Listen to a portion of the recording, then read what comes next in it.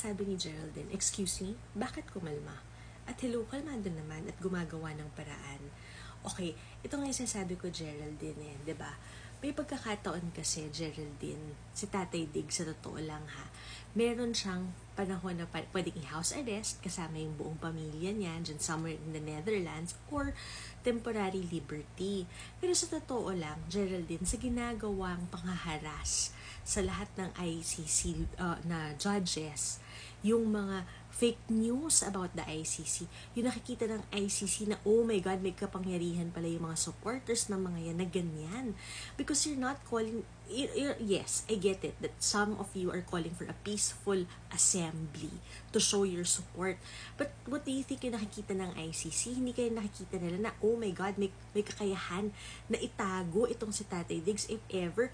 Can you imagine kung nari palabasin si Tatay Diggs, pumayag sa house arrest, do you think na baka hindi magkakaguling supporters niya at baka i-barricade na lang siya doon? Yun yung empty house, diba? Yung bahay sa Davao, wala, pinalibutan na yon.